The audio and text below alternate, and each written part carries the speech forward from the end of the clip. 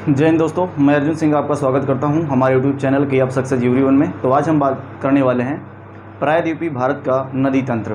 प्रायद्वीपीय भारत की नदियां, उसके बारे में आज चर्चा करने वाले हैं। तो देखते हैं कि प्रायद्वीपीय भारत की प्रमुख नदियां कौन कौन सी हैं और इनसे क्या बनने वाले प्रश्न होते हैं जो कि महत्वपूर्ण बहुत से ज़्यादा हो जाते हैं एग्ज़ाम के पॉइंट ऑफ व्यू से। तो देखने का प्रयास करते हैं हम लोग। जो देखिए कि प्रायद्वीपीय भारत का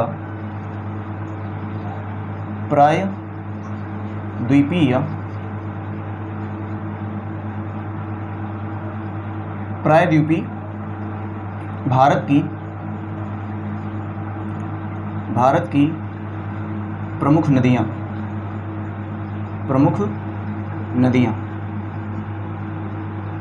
इसके बारे में आज चर्चा करने वाले हैं हम डिटेल से, ठीक है। तो अब देखिए हैं कि प्रायद्वीपीय भारत की प्रमुख नदियाँ कौन कौन सी हैं, इनको कितने कितने भागों में डिवाइड किया गया है, ये समझने का प्रयास करते हैं, ठीक है। तो प्रायद्वीपीय भारत की प्रमुख जो नदियाँ हैं वो महत्वपूर्ण है, उसको देखने का प्रयास करते हैं। जैसे कि प्रायद्वीपीय भारत की नदियों को दो भागों में डिवाइड किया गया है, दो भागों में इसको बांटा गया है। सबसे पहले है कि बंगाल की अरब सागर में गिरने वाली नदियाँ, अरब सागर में गिरने वाली नदियाँ,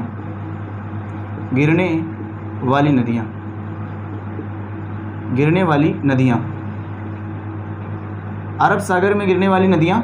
और इधर है बंगाल की खाड़ी में गिरने वाली नदियाँ, बंगाल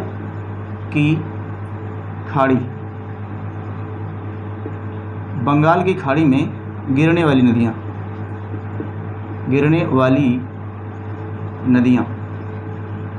इसको देखने का हम लोग प्रयास करते हैं, ठीक है। बंगाल की खाड़ी में कौन कौन सी नदियां हैं तो बंगाल की खाड़ी में गिरती हैं। तो बंगाल की खाड़ी नदी तंत्र या अरब सागर नदी तंत्र, इसके बारे में हम लोग देखने का प्रयास करते हैं। तो सबसे पहले देखो कि बंगाल की खाड़ी और अरब सागर में कौन कौन सी नदियां हैं जो कि अरब सागर में गिरती हैं और जो बंगाल की खाड़ी में गिरती हैं, ठीक है। तो इसको देखने का प्रयास करते हैं हम लोग।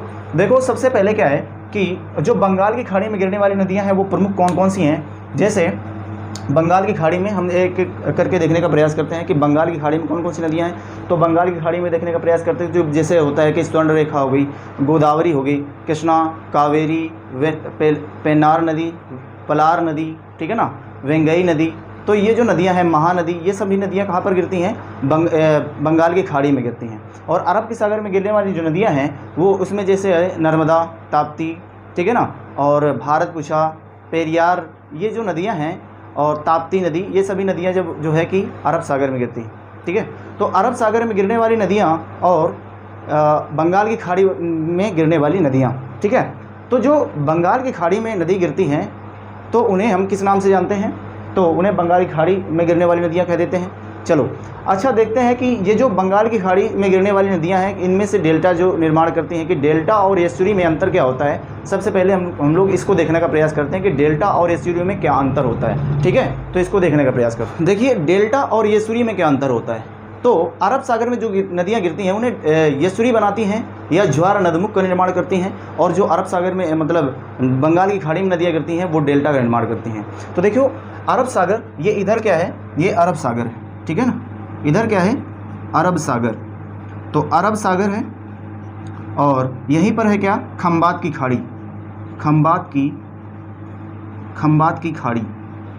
यहीं पर क्या है, खंबात की खाड़ी। और इधर क्या है, ये सब जो है उसे बोलते हैं बंगाल की खाड़ी। तो यहाँ पर क्या है, बंगाल की खाड़ी, ये होगी बंगाल की खाड़ी। तो यहाँ से जो नदियाँ गिरेंगी इधर से निर्माण करके, मतलब इधर से आएंगी जो नदियाँ वो बंगाल की खाड़ी में गिरेंगी, और इधर से जो नदियाँ पश्चिमी घाट से होकर के गुजरेंगी और यहाँ पर निर्माण करेंगी किसका, कि ज्वार नदमुख या एस्चुरी का निर्माण करेंगी। अब हमें समझना ये है कि एस्चुरी और डेल्टा में अंतर क्या होता है, ये डेल्टा किसे कहते हैं। तो सबसे पहले हम डेल्टा की बात कर लेते हैं कि डेल्टा क्या होता है, इसको देखने का प्रयास करते हैं। देखिए जब नदियाँ पर्वतों, पहाड़ियों या ग्लेशियर से निकलती हैं, जैसे उत्तर भारत से निकलने वाली नदियाँ, हिमालय से निकलने वाली जो नदियाँ हैं, जैसे वो इधर मैदानी क्षेत्रों में आकर के प्रवाहित होती हैं। तो ये जो मैदानी क्षेत्रों में आकर के प्रवाहित होती है, लंबा मार्ग मतलब जो इनकी जो गति होती है वो दूरी तक होती है, मतलब इनकी जो लंबाई होती है वो ज़्यादा होती है। और जब जैसे यहाँ से नदी निकली ठीक है ना। तो इस तरह से ये मैदानी भागों से होते हुए बंगाल की खाड़ी में जाकर गिरेगी, ठीक है। तो इसका जो मार्ग हो गया वो ज़्यादा दूरी तक मार्ग तय करेगी। जो भी नदी ज़्यादा दूरी तक मार्ग तय करेगी और इसकी सहायक नदियाँ भी होंगी कुछ जो इससे आकर के मिलेंगी, जो इससे आकर के मिलने का निर्माण करेंगी, मतलब ये नदी को आगे चल के इसका जो मार्ग हो जाएगा वो चौड़ा हो जाएगा। मतलब इसका जो रास्ता है, जो इसकी चौड़ाई है वो ज़्यादा हो जाएगी। जब चौड़ाई ज़्यादा हो जाएगी तो आगे मैदानी भागों में ये जाकर के अपने साथ में लावा या मलबा, मतलब लाई गई मिट्टी, जिसको मलबा, कंकड़, पत्थर, रेत, ये सब का आकर के इस मैदानी भागों में इकट्ठा कर देती है, जिससे एक डेल्टा का निर्माण हो जाता है, ठीक है ना। तो सबसे बड़ा डेल्टा सुंदरवन का डेल्टा कहा जाता है, जो गंगा और ब्रह्मपुत्र नदी के बीच जो सबसे ज़्यादा, मतलब सुंदरवन का डेल्टा है जो सबसे बड़ा, विश्व का सबसे बड़ा डेल्टा माना जाता है, ठीक है। तो इसे कहा जाता है। तो सुंदरवन का डेल्टा क्या है? विश्व का सबसे बड़ा डेल्टा है, जो कि गंगा और ब्रह्मपुत्र नदियों के निर्माण से बना है, ठीक है ना। इनके द्वारा लाई गई मिट्टी से बना हुआ है। तो ये हो गया क्या? डेल्टा। डेल्टा का निर्माण कैसे होता है हमने आपको बता दिया। अब बात क्या होती है कि येसुरी क्या होती है? येसुरी को बोलते हैं हम लोग ज्वार नदमुख के नाम से भी जाना जाता है। ज्वार नदमुख, इसे ज्वार नदमुख भी कहते हैं। देखिए ज्वार नदमुख और डेल्टा में अंतर क्या है कि जो ज्वार नदमुख है या येसुरी है कि जैसे ये यहाँ से जैसे नदी निकलेगी तो ये कम मार्ग तय करेगी, सकरी नदी होगी और कम मार्ग भी तय करेगी। जब कम मार्ग तय करेगी और सकरी भी होगी तो ये क्या करती है, ऐसे जाकर के गार्ज का निर्माण करती है। ये अरब सागर में आकर के एक गार्ज का निर्माण करती है, नदी गार्ज का निर्माण करती है, जो जिसमें विभिन्न प्रकार के मतलब खनिज तत्व और ये मिनरल्स पाए जाते हैं, जो कि यहाँ पर समुद्र में जाकर के इकट्ठा कर देते हैं आकर।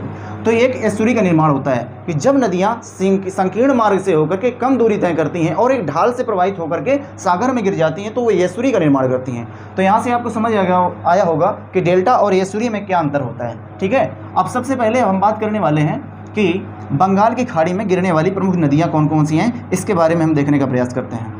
तो चलो देखते हैं कि बंगाल की खाड़ी में कौन कौन सी नदियाँ गिरती हैं, इसके बारे में हम देखने का प्रयास करते हैं। तो सबसे पहले हम नदी की बात करेंगे। प्रायद्वीपीय भारत की सबसे बड़ी नदी है जिसका नाम है गोदावरी नदी। जिसका नाम क्या है? गोदावरी नदी। अब उसके बारे में हम एक एक करके देखने का प्रयास करेंगे, ठीक है। देखो अब हम बात करने वाले हैं बंगाल की खाड़ी नदी तंत्र। तो अब हम बात करने वाले किसकी? बंगाल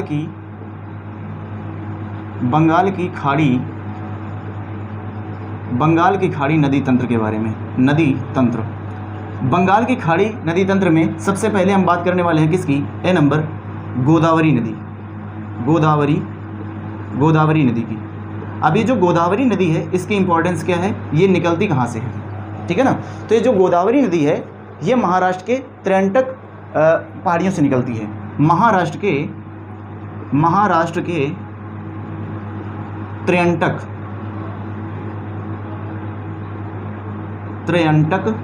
त्र्यंबक, ये त्रियंटक नहीं, त्र्यंबक पहाड़ियों से निकलती है। त्र्यंबक पहाड़ियों से निकलती है और तेलंगाना और आंध्र प्रदेश से होकर तेलंगाना और आंध्र प्रदेश से होकर बंगाल की खाड़ी में गिरती है। बंगाल की खाड़ी में गिरती है। ये समझिए कि ये महाराष्ट्र के त्रियंटक पहाड़ियों से निकल करके बंगाल की खाड़ी में गिरती है। तो अब ये बंगाल की खाड़ियों में से जाकर के गिर जाती है। ये महाराष्ट्र, जैसे मान लीजिए कि ये क्या है, ये टोटल इधर हो गया महाराष्ट्र वाला क्षेत्र, ठीक है। ये महाराष्ट्र हो गया और इधर हो गया क्या, ये कर्नाटक, और इधर हो गया तेलंगाना, ठीक है ना, ये तेलंगाना, और इधर हो गया ये आंध्र प्रदेश, और इधर ये केरल और ये तमिलनाडु हो गया, ठीक है। अब इधर क्या है कि यहाँ से त्र्यंबक बात समझ में आ रहा है, त्र्यंबक है। तो त्र्यंबक ये पहाड़ियों से निकल करके ये मतलब कहाँ से, महाराष्ट्र से होकर के तेलंगाना और आंध्र प्रदेश से बंगाल की खाड़ी में होकर के गिरती है जाकर के।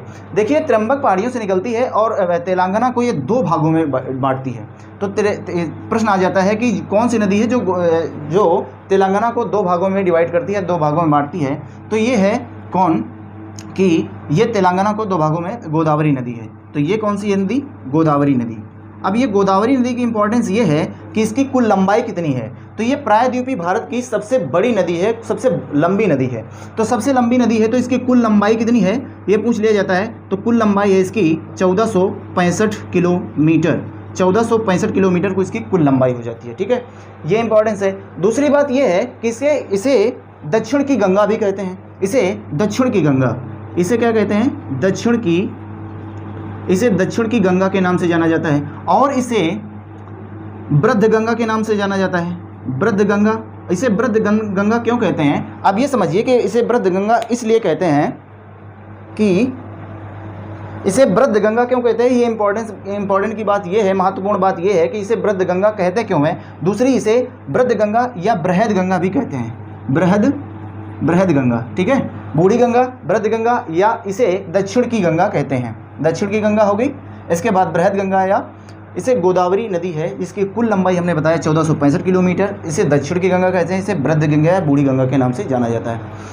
इसे वृद्ध गंगा इसलिए कहते हैं कि जो भारत का जो प्रायद्वीपीय क्षेत्र है गोंडवाना लैंड का भाग हुआ करता था, अभी है भी गोंडवाना लैंड का भाग है। ठीक है, और ये जो हिमालय से निकलने वाली नदियां हैं ये वलित पर्वत का उदाहरण है। जैसे हिमालय वलित पर्वत का उदाहरण है, तो यहाँ से जो निकलने वाली नदियां होंगी वही नवीन नदियां होंगी। मतलब इसके बाद में उनका निर्माण हुआ है। इस गोंडवाना लैंड की नदियों से बाद इसका निर्माण हुआ है, इसलिए उसे नवीन नदियां कहा जाता है, नवीन पर्वत। ठीक है, और ये प्रायद्वीपीय है जो कि गोंडवाना लैंड का सबसे पुराना भाग हुआ करता था। जब यहाँ यूरेशियन प्लेटें और ये आर्कनिक प्लेटों के टकराने से वलित पर्वत का निर्माण हुआ, जैसे हिमालय बना, तो वहाँ से जब हिमालय लेटेस्ट में बना, मतलब वो उसका निर्माण नवीन पर्वतों में किया जाता है, तो वहाँ से निकलने वाली नदियाँ भी नवीन होंगी। तो इसलिए इसकी आयु होने के कारण इसे वृद्ध या बूढ़ी गंगा के नाम से भी जाना जाता है। दक्षिण की गंगा के नाम से जाना जाता है इसलिए क्योंकि ये गंगा से प्रायद्वीपीय भारत की सबसे लंबी नदी है, इसलिए गंगा की लंबाई के हिसाब से इसे दक्षिण की गंगा के नाम से जाना जाता है। दूसरी बात ये कि हमने बताया क्या, दक्षिण की गंगा या वृद्ध गंगा, इसे गोदावरी, इसकी कुल लंबाई है 1465 किलोमीटर। ठीक है ना, ये इंपॉर्टेंट हो जाती है। अगला बात हम करने वाले ये हैं कि इसकी जो सहायक नदियाँ कौन कौन सी हैं। ठीक है ना, इसकी सहायक नदियों की अगर हम बात करें तो इसकी सहायक नदियों की बात कर लेते हैं। चलिए, तो देखिए, चलो इसको क्यों मिटा रहे हैं, ये गोदावरी नदी है, यहाँ से निकली, और इसकी सहायक नदियाँ कौन है। तो इसके सहायक नदियों की अगर बात करें, सहायक नदियाँ, गोदावरी की सहायक नदियाँ, देखिए, तो इसके बाएं तरफ, इधर दाहिने तरफ, इधर से ये बाएं हो जाएगा, इधर से जब इधर जाएगी तो इधर से आप किधर होगा, ये मंजरा नदी है, मंजरा नदी इसके किधर है, दाहिनी तरफ। जबकि और इसके इधर जो नदियां पाई जाएंगी, ठीक है ना, इधर से जो नदियां मिलेंगी तो उधर कौन कौन सी नदियां होंगी, जैसे हो गई इसमें पूर्णा नदी और पूर्णा नदी हो गई, ठीक है ना, और दूधना नदी, दूधना, और इसमें हो गई जैसे इंद्रावती नदी हो गई, ठीक है ना, और इसमें पेन गंगा भी हो गई, पेन गंगा भी इसकी सहायक नदी हो जाती है। ठीक है ना, तो ये जो नदियां हैं इसकी क्या हो जाती हैं, सहायक नदियां हो जाती हैं।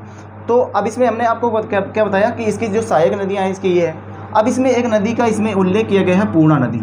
ये जो पूर्णा नदी है वर्तमान में इसका पहले नाम, जिसको पुराना नाम था, ये वर्तमान नाम इसका पूर्णा नदी, इसका पहले नाम था प्रवरा नदी।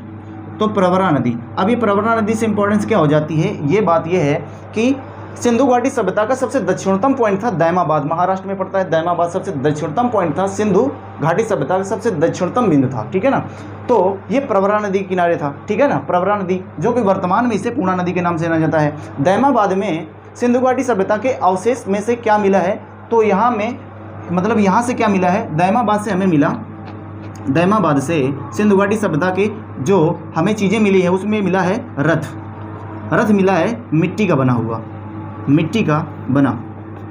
बना एक रथ मिला है जो कि दैमाबाद से मिला हुआ है। ठीक है, यहाँ से ये महत्वपूर्ण है कि दैमाबाद से हमें क्या मिला है, मिट्टी का रथ मिला हुआ है। ठीक है ना, तो यहाँ से प्रश्न हो जाता है। दूसरी बात हम ये करते हैं कि हमने बताया कि सहायक नदियाँ, जो मंजरा नदी दाएं से मिलती है, जिसके बाद पूर्णा नदी, दूधना नदी, इंद्रावती और पेनगंगा, इस तरह से नदियाँ इसकी मिल जाती हैं। और भी कई नदियाँ हैं जो कि इसको सहायक नदियाँ हो जाती हैं। आगे हम इसकी बात करते हैं कि इस गोदावरी नदी में कौन कौन सी परियोजनाएँ हैं। तो इसको समझने का प्रयास करते हैं कि गोदावरी नदी में कौन कौन सी परियोजनाएं हैं, इसको समझने का प्रयास करते हैं। देखिए गोदावरी नदी की परियोजनाएं, अब हम इसकी बात करते हैं कि कौन कौन सी परियोजनाएं हैं।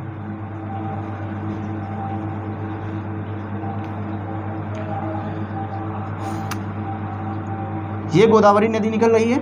अब इधर से देखो परियोजनाएं क्या है इसकी, परियोजनाएं। अब इसकी परियोजनाएं के बारे में बात कर लेते हैं, कौन कौन सी परियोजना है। जैसे है एक रामगुंडम परियोजना, रामगुंडम परियोजना। रामगुंडम परियोजना क्या है, इसको बारे में समझना है। जो रामगुंडम परियोजना है ये आंध्र प्रदेश में है, आंध्र प्रदेश, ये आंध्र प्रदेश में है, गोदावरी नदी पर है, ठीक है ना, गोदावरी नदी। तो गोदावरी नदी की बात ही कर रहे हैं तो वहीं पर पाई जाएगी आंध्र प्रदेश में, कौन, रामगुंडम परियोजना। इसके बाद दूसरी है पोचमपाद परियोजना, पोचमपाद परियोजना। दूसरी परियोजना क्या है, पोचमपाद परियोजना। ये जो पोचमपाद परियोजना है वह कहाँ पर है, ये भी आंध्र प्रदेश में ही है, आंध्र प्रदेश में, और ये भी गोदावरी नदी पर है, ठीक है। अब दूसरी बात ये है कि अब यहीं पर एक नदी पड़ी, हमने बताया था आपको क्या, मंजरा नदी। इधर है क्या, मंजरा नदी, मंजरा नदी। और इसी मंजरा नदी पर, गोदावरी नदी की सहायक नदी है मंजरा नदी, इसी नदी पर निजाम सागर परियोजना है, निजाम सागर परियोजना। निजाम सागर जो परियोजना है वो मंजरा नदी पर स्थित है, ठीक है ना। तो हमने बताया क्या, गोदावरी नदी में जो प्रमुख परियोजना है उसके बारे में बताया। तो देखिए ये आंध्र प्रदेश में दो परियोजनाएं पाई गई। दो परियोजनाएं हमने बताया क्या, कि सबसे पहले हमने बताया कि रामगुंडम परियोजना, और दूसरी हमने बताया पोचमपाद परियोजना। और इसके बाद यहाँ पर एक परियोजना पड़ेगी जो मंजरा नदी पर है, जिसका नाम है क्या, निजाम सागर परियोजना, जो इससे महत्वपूर्ण प्रश्न बन जाएगा। तो देखो अब हम बात करने वाले हैं दूसरी नदी, जिसका नाम है कृष्णा नदी। ये हम क्रम इसलिए मतलब बड़े से छोटी नदियों का क्रम है। तो दक्षिण भारत की सबसे बड़ी नदी हमने बताया आपको, प्रायद्वीपी दक्षिण भारत की सबसे बड़ी नदी, इसका नाम गोदावरी, जिसकी लंबाई है 1465 किलोमीटर, ठीक है। इसकी हमने परियोजना के बारे में बताया कि कौन कौन सी परियोजना, निजाम सागर परियोजना जैसे हमने बताया, ठीक है ना, पोचमपाद परियोजना, ये सब परियोजनाएं हैं जो कि इंपॉर्टेंट से प्रश्न बन सकते हैं। दूसरी हम बात करने वाले हैं अब कृष्णा नदी की। तो देखो अब कृष्णा नदी की परियोजनाएं और उनसे सहायक नदियाँ, इसके बारे में हम चर्चा करेंगे, ठीक है। तो देखिए अब कौन सी नदी है, जिसका नाम है क्या, कृष्णा नदी। और कृष्णा नदी भी महाराष्ट्र के कहाँ से निकलती है, और ये कर्नाटक से होते हुए, ये हो गया तेलंगाना वाला क्षेत्र और ये हो गया कर्नाटक, तो ये यहाँ से निकल के ये आंध्र प्रदेश से होते हुए बंगाल की खाड़ी में गिर जाएगी। तो इसका नाम है क्या, ये निकलती है महाबलेश्वर की पहाड़ियों से, जिसका नाम है क्या, कृष्णा नदी। और ये निकलती कहाँ से है, महाबलेश्वर की पहाड़ियों से, महाराष्ट्र से होकर के। ये महाराष्ट्र से होकर के जाती है कहाँ पर, कर्नाटक, और कर्नाटक से होकर के मतलब आंध्र प्रदेश से होकर के बंगाल की खाड़ी में गिर जाती है, ठीक है। तो ये है क्या, कावेरी नदी। इसकी कुल लंबाई पूछ लिया जाता है, कुल लंबाई, तो कुल लंबाई इसकी क्या है, 1400 किलोमीटर। 1400 किलोमीटर इसकी कुल लंबाई है। अब इसमें जब 1400 किलोमीटर इसकी कुल लंबाई है, तो प्रायद्वीपी भारत की दूसरी सबसे बड़ी नदी है कौन, कृष्णा नदी। तो कृष्णा नदी की अब सहायक नदियाँ पूछ लिया जाता है कि कृष्णा नदी की सहायक नदियाँ कौन कौन सी हैं। तो इसकी सहायक नदियों की बात करते हैं, सहायक नदियाँ। तो इसकी सहायक नदियाँ कौन कौन सी हैं, देखिए इसकी सहायक नदियाँ कैसे हैं, कहते हैं कोयना नदी, ठीक है ना, मूसी नदी, कोयना नदी, मूसी, भीमा, तुंगभद्रा, घाट प्रभा नदी और मालप्रभा नदी, ये सभी क्या हैं, इसकी सहायक नदियाँ हैं। अब इसकी परियोजनाओं की बात कर लेते हैं कि कौन कौन सी परियोजनाएं, इसमें कौन हम बात करने हैं, किसकी, अलमाटी परियोजना, ठीक है ना। अलमाटी परियोजना कहाँ पर है, ये है कर्नाटक। इसके बाद है नागार्जुन सागर परियोजना, ये कहाँ पर है, तो ये नागार्जुन सागर परियोजना है आंध्र प्रदेश में, ठीक है ना, आंध्र प्रदेश। इसके बाद है श्रीसेलम परियोजना, ये श्रीसेलम परियोजना कहाँ पर है, तो श्री सेलम परियोजना भी है कि यहाँ पर आंध्र प्रदेश में, आंध्र प्रदेश में, ठीक है ना, आंध्र प्रदेश। तो इसकी हमने बताया क्या प्रमुख परियोजना है, जो कि अलमाटी परियोजना कहाँ पर है, कर्नाटक में है। नागार्जुन सागर परियोजना कहाँ पर है, आंध्र प्रदेश में। और श्री सेलम परियोजना भी कहाँ पर है, आंध्र प्रदेश में ही है। तो ये सभी नदियाँ मतलब जो परियोजनाएं हैं कहाँ पर हैं, कृष्णा नदी पर। हमने बताया कृष्णा नदी गोदावरी नदी के बाद यह प्रायद्वीपीय भारत की दूसरी सबसे बड़ी नदी है, जो कि महाबलेश्वर महाराष्ट्र से निकलती है और ये कर्नाटक तथा आंध्र प्रदेश से होकर के पश्चिम बंगाल की खाड़ी में जाकर गिर जाती है, ठीक है ना। इसकी कुल लंबाई हमने बताया 1400 किलोमीटर है और इसकी सहायक नदियां हैं कोयना, मूसी और भीमा, तुंगभद्रा, घाट प्रभा, मालप्रभा नदियां हैं। अब इसमें प्रश्न पूछ लिया जाता है कि मूसी नदी जो है, जो हैदराबाद किस नदी किनारे है, तो इसमें प्रश्न आया हैदराबाद मूसी नदी किनारे है, ठीक है ना। तो इसको आपको समझना है। दूसरी बात ये कि अब हम किसकी बात करने वाले हैं, अब ये नदी की हमने बात की कृष्णा नदी की, इसके बाद तीसरी जो नदी है उसकी हम बात करने वाले हैं, जिसका नाम है कावेरी नदी। तो कावेरी नदी से बनने वाले प्रश्न बहुत इंपॉर्टेंस हो जाते हैं, तो उसको भी हम देखने का प्रयास करते हैं। देखिए कावेरी नदी की बात क्या है और इससे महत्वपूर्ण बात क्या हो जाती है, देखिए समझिए। कावेरी नदी, तीसरी नदी की अब हम बात करने वाले हैं, कौन सी, इसका नाम, तीसरी नदी कौन सी है, जिसका नाम है कावेरी नदी। तो कावेरी नदी के कर्नाटक से निकलती है, ये कर्नाटक वाला क्षेत्र है, कर्नाटक, और इधर क्या हो गया, ये केरल हो जाएगा, और इधर आंध्र प्रदेश, इधर तेलंगाना और इधर आंध्र प्रदेश, ठीक है ना। तो ये यहाँ से निकलेगी ब्रह्मगिर की पहाड़ियों से, ब्रह्मगिरी, ये ब्रह्मगिर की पहाड़ियों से निकलती है कर्नाटक से और तमिलनाडु से होते हुए बंगाल की खाड़ी में गिर जाएगी, ठीक है। तो ये जो इसका उद्गम है क्या, उद्गम क्या है इसका, ब्रह्मगिर की पहाड़ियाँ, ब्रह्मगिर की पहाड़ियाँ, ब्रह्मगिर की पहाड़ियों से उद्गम है। अपवाह जो इसका हो रहा है, अपवाह मतलब जहाँ से बहती है, तो ये दो राज्यों से होकर के बहती है, इसका क्या है, कर्नाटक और तमिलनाडु, कर्नाटक और तमिलनाडु से होकर के बहती है, ठीक है। इसकी कुल लंबाई जो है, तो कुल लंबाई इसकी है 825 किलोमीटर, इसकी कुल लंबाई है, ठीक है ना। इसकी कुल लंबाई कितनी है, 825 किलोमीटर, ठीक है। अब देखिए इसमें जो परियोजनाएं हो जाती हैं, तो इसमें कौन कौन सी परियोजनाएं, इससे पूछ लिया जाता है। इससे परियोजनाओं की बात कर लेते हैं। परियोजनाएं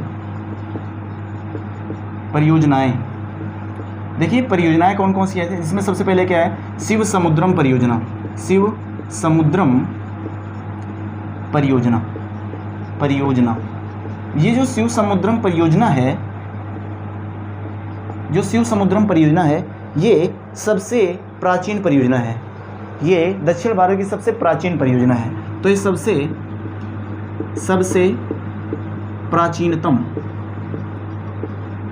प्राचीनतम परियोजना है कौन, शिव समुद्रम परियोजना, जो कहाँ पर है, तमिलनाडु में है, ठीक है ना। ये कहाँ पर है, तमिलनाडु, ये पड़ेगी आपकी तमिलनाडु। दूसरी है मैटूर परियोजना, मैटूर बांध या मैटूर परियोजना, तो दूसरी मैटूर परियोजना है, ठीक है ना। अब इसमें प्रश्न ये बनता है कि जो शिव समुद्रम जो परियोजना है, भारत की सबसे प्राचीनतम परियोजना है, प्राचीनतम नदी घाटी है परियोजना है। दूसरी नदी घाटी परियोजना का शिव समुद्रम दूसरी नदी घाटी परियोजना, मतलब ये प्राचीनतम नदी परियोजना है। तो नवीनतम नदी घाटी परियोजना कौन सी होगी, तो स्वतंत्र भारत की अगर स्वतंत्र भारत की बात करी जाए, तो स्वतंत्र भारत की नदी घाटी जो परियोजना है वो है दामोदर नदी घाटी परियोजना, दामोदर नदी घाटी परियोजना। ये जो दामोदर नदी घाटी परियोजना है वो क्या है, स्वतंत्र भारत की नदी घाटी परियोजना है। शिव समुद्रम सबसे प्राचीनतम नदी घाटी परियोजना है, जबकि दामोदर नदी घाटी है वो परियोजना कौन सी है, स्वतंत्र भारत की सबसे नदी घाटी परियोजना है, ठीक है ना। तो इसको समझना है, मैटूर बांध और स्वतंत्र भारत की सबसे नदी घाटी परियोजना है दामोदर नदी घाटी परियोजना, शिव समुद्रम परियोजना, ठीक है। अब दूसरी बात यह है कि जो शिव समुद्रम जलप्रपात है वो कहाँ पर है, तो शिव समुद्रम भी जलप्रपात यहीं पर है, कहाँ पर, तमिलनाडु में। तो इसको भी समझना है कि शिव समुद्रम जलप्रपात कहाँ पर है, तमिलनाडु में है। दूसरी बात क्या है कि जो कावेरी नदी है, हमने इसकी नदी बताया क्या, ये हम बात कर रहे हैं किसकी, कावेरी नदी की। तो कावेरी नदी है तो ये सबसे पहले जो बहती है, इसको देखिए समझिए कि जैसे ब्रह्मगिर की पहाड़ियों कर्नाटक से निकलती है तो इसकी 3 धाराओं से होकर के निकलती है। इसकी 3 धाराएं हो जाती हैं। जब इसे 3 धाराओं से होकर के निकलती है ऐसे करके, इसकी 3 धाराएं हो जाती हैं, आगे जल करके एक ही में मिल जाती है ये धारा। मतलब इसकी 3 धाराएं से होकर के निकलेगी और आगे जा कर के फिर मिल जाती है जा कर के, ठीक है ना। तो इसमें द्वीप पाए जाते हैं, इसमें द्वीप पाए जाएंगे, ठीक है ना। जैसे मान लो इसमें क्या है, एक है कर्नाटक में ही मैसूर, इसका मैसूर कर्नाटक, ठीक है ना, जिसका नाम क्या है श्रीरंगपट्टनम द्वीप। श्रीरंगपट्टनम द्वीप, जो श्रीरंगपट्टनम द्वीप है ये कहाँ पर है, मैसूर कर्नाटक में है। और दूसरा एक द्वीप है, दूसरा द्वीप है जिसका नाम है श्रीरंगा द्वीप, श्रीरंगा द्वीप। तो श्रीरंगा द्वीप कहाँ पर है, तो श्रीरंगा द्वीप भी यहीं पर मैसूर कर्नाटक में है। तो इसमें पूछ लिया जाता है श्रीरंगा द्वीप कहाँ पर है, श्रीरंगपट्टनम द्वीप कहाँ पर है, तो ये यहीं पर है जो कि कावेरी नदी कर्नाटक पर है, ठीक है ना। तो हमने इसमें कावेरी नदी और सबसे पहले हमने बताया गोदावरी नदी, कृष्णा और कावेरी नदी, इसके बारे में। इसके बाद और मतलब इसमें प्रायद्वीपीय भारत की प्रमुख बहुत सी नदियां हैं जिसके बारे में हम बात करेंगे धीरे धीरे करके, जो कि इंपॉर्टेंट नदियां उसके बारे में सिर्फ बात करेंगे। तो इसके बाद जो प्रायद्वीपीय भारत की नदी होगी जिसके बारे में बात करेंगे महानदी, तो वो अगली क्लास में होगी क्योंकि ये क्लास फिर लंबी हो जाएगी। तो इसी आगे वाली श्रृंखला को देखने के लिए अगर चैनल पर नए हैं तो सब्सक्राइब कीजिए, लाइक कीजिए और कमेंट कीजिए, जिससे हमें मोटिवेशन मिलता रहे और हम आपके लिए बेहतरीन क्लास लाते रहेंगे और इस श्रृंखला को आगे बढ़ाते हुए चलते रहेंगे। तो ये क्लास कैसी लगी कमेंट में बताइए, और देखने के लिए या इस क्लास को ज्वाइन करने के लिए